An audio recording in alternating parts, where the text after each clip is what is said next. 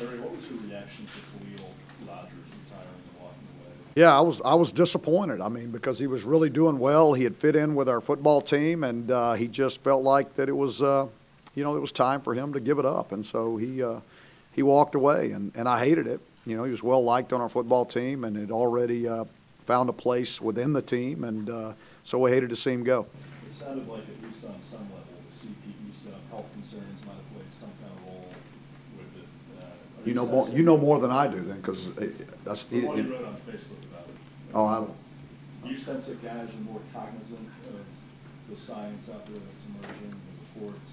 Is that something that you? Oh, I think all guys are. I think they're all cognizant of it because that's all that's out there. You know, I mean, it's whatever agenda somebody wants to push, they'll be cognizant of it. So it's something that I think everybody's aware of, and everybody understands. You know, this is a physical game, and there are risks, involved in this football, in the game of football. Well, did he tell you why he was retiring? He did not. He did not. Larry, you mentioned at the kickoff that one thing you wanted Brandon Harris to be able to do when he came in was to know the offense. Is he there yet, and kind of how has he worked in? I think he's doing a good job. Is he there yet? No, he's not there yet. I mean, just knowing the fine details of everything, not just that you do it, but actually why do you do it, and why do we do it exactly this way? What are the reasons behind it? Because when you really know it inside out and backwards, you know those things, and so they just come natural for you in the game. Right now, he's having to think about every detail that's happening on the field. And so that tends to make you play a little bit slower. So eventually, you get enough reps at it to where it becomes a second nature, and you can be the guy, you can be the player that you are. He said the playbook really wasn't as hard to grasp as maybe some footwork type stuff. Is that to be expected? Yeah, I think so. I think, guys can study a playbook and the playbook, the picture of it and what you're going to do and then see plays on film. But until you actually are the person doing it, you're actually the person saying it, you're the person that's going through the progression in your mind when you're on the field and actually performing, it's hard to replicate that.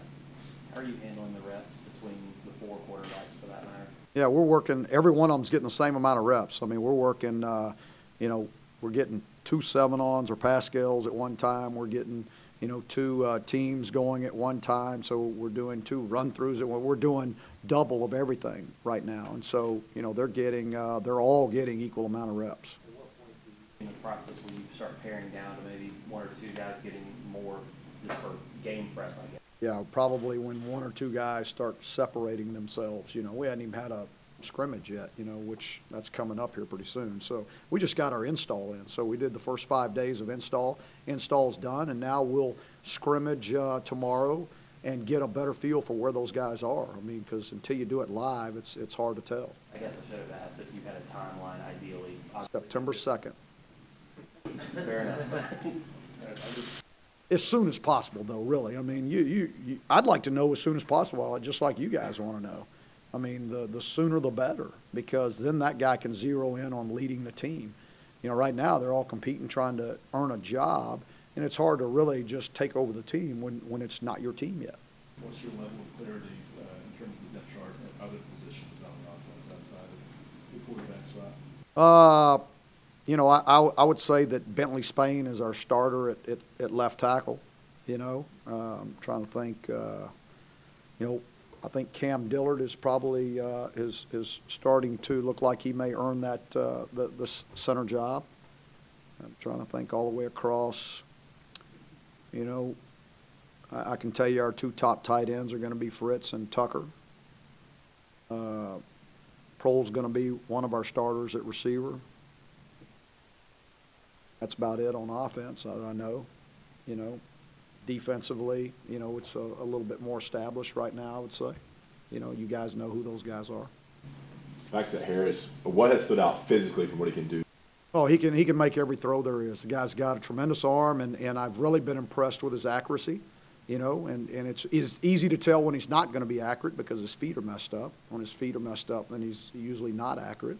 So it's not about arm strength. He's got plenty of arm, and he can be accurate when he knows where he's going with the ball. and he can run, you know, so he's got all the tools we're looking for. Right, with Nathan having been here a year and two longer than the other guys and actually getting the reps as the number 2 last year, how much of an advantage is that giving at this point? That gives him, just because he's got more experience, whether it's game experience or just more reps in the system. You know, I mean, you could say that, you know, when we're sitting in the meeting room and asking questions about why we do something or what we're going to do here, what Nathan can, I mean, he knows it because he's had more reps. He says that's something that he prides himself on, is knowing that everything that's in there, he can answer right. There's no doubt about it, and he can. Sure can. What's Nathan do really well? What's his strength?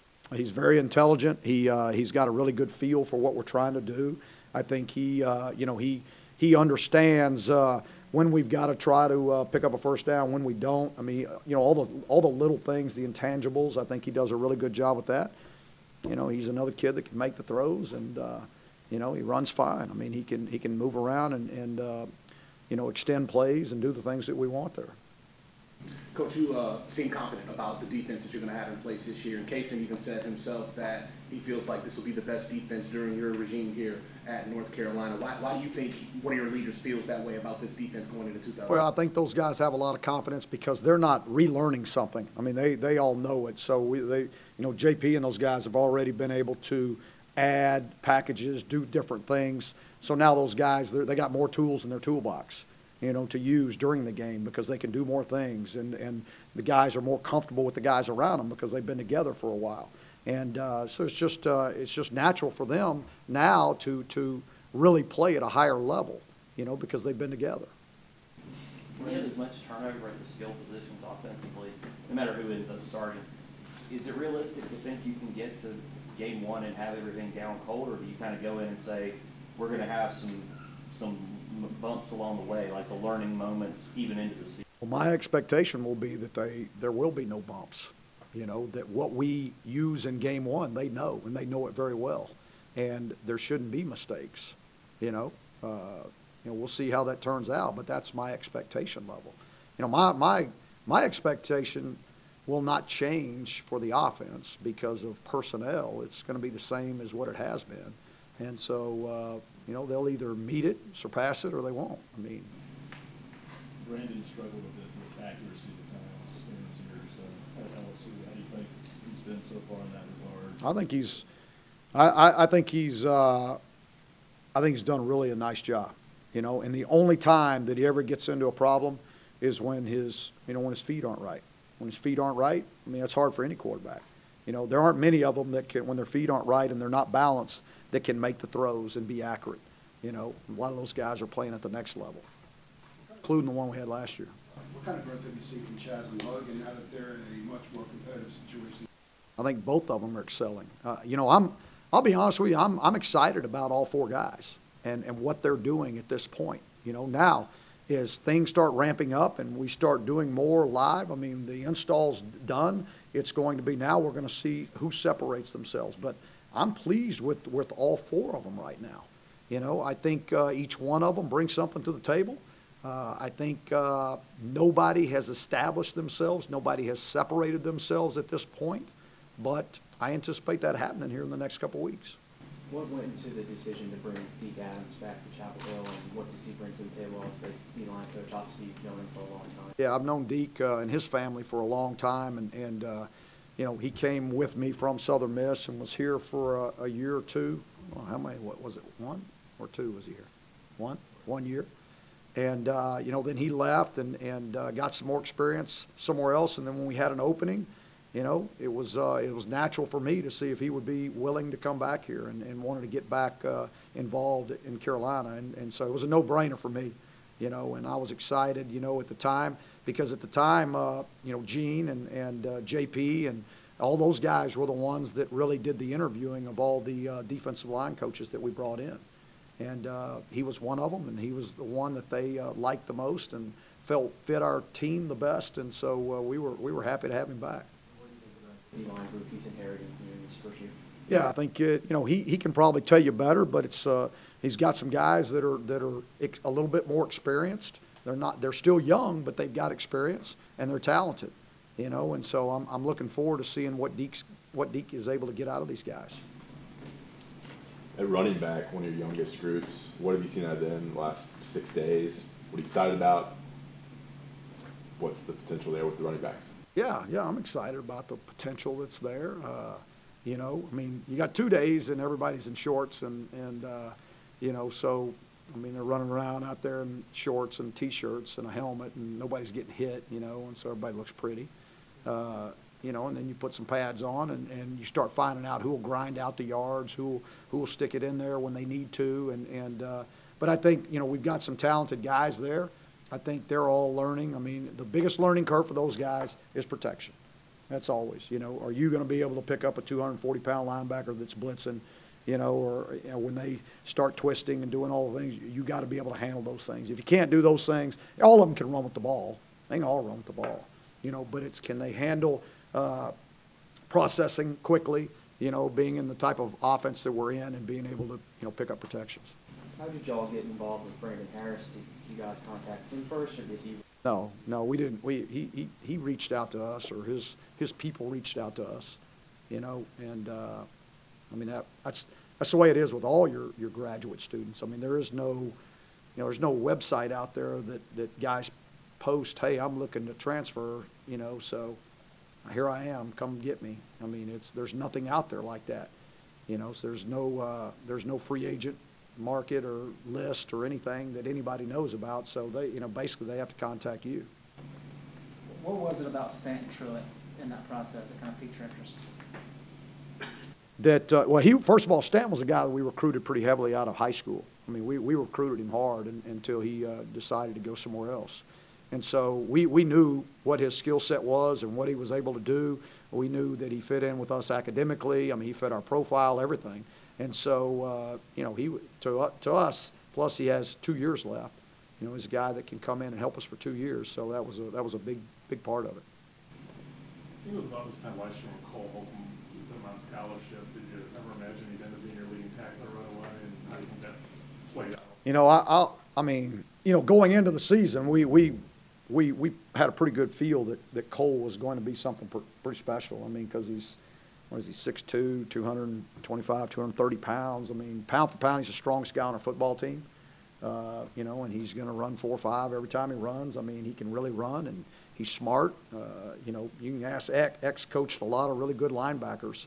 They're still playing, and he's really excited about Cole Holcomb and what Cole brings to the table. Who are some guys who could return punts and kickoffs for y'all this season? Yeah, you know, the guys that we're working with right now that are back there.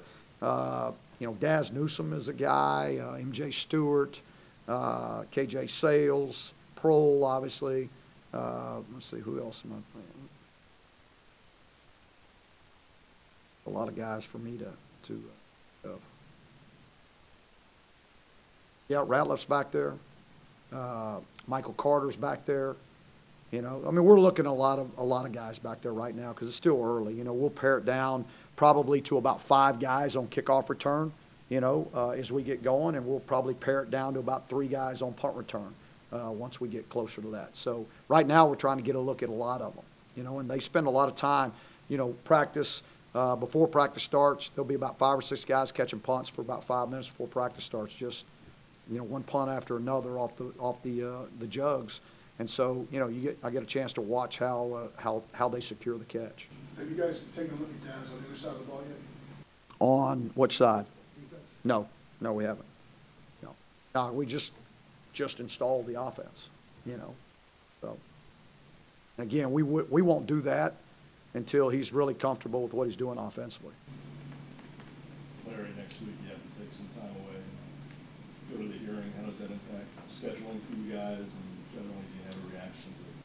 Well, I'm not going to change our schedule. I'm not going to change what we're doing. And the schedule that I do for the team was set back in May, you know, for when we do, I mean, we do fall camp. I set that back in April and May for camp. We start thinking and planning back then for what we're going to do in August, and then try to get all of our practices and all of our scripts and everything done before we ever go on vacation in the summer.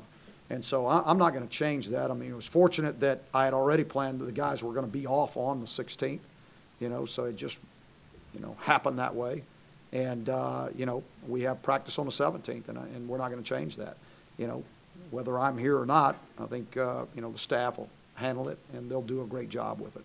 What's your understanding of the purpose of being there? You know, I'm there for support, really. I mean, there's nothing that I can, you know, add to what happened before I ever got here, but I'm there for support. I think, you know, me being there is important for, you know, not only the NCAA, but for the university. That it shows that compliance is important to me in our program. Did that invitation come as a surprise, or is it something you knew was possible? Oh, I knew it was a possibility. I mean, you can look at every case across the country, and whoever's in charge of football, whoever's in charge of basketball, you know, they're always there. So, you know, I had a feeling. I was hoping it would, you know, but it's just the way it happened. Now for just a couple more. Noticed that Kane Roberts has moved to running back. Yep. What was the decision there? What went into that? Yeah, Kane is, you know, he's a very talented young man. I mean, he you know, when we found Kane, I mean, when you looked at the film, I mean, he would be one snap at defensive end, next snap he was at quarterback, next snap he was at linebacker, next snap he was at wide receiver, next snap he was at tailback, next snap he was at free safety. I mean, he was just all punt return, punts, punting, kicking off, kickoff return. I mean, he was doing it all. So a very talented athlete. And so we decided, you know, didn't think that he was going to break into the two deep at linebacker right now with the depth that we had there and the youth that we had there. So we decided to move him over to the offensive side, see what he can do in the backfield, and see how quickly he can pick it up and see if he can help us. Because he's a guy that can run and can hit, so he will probably definitely be a factor with our special teams.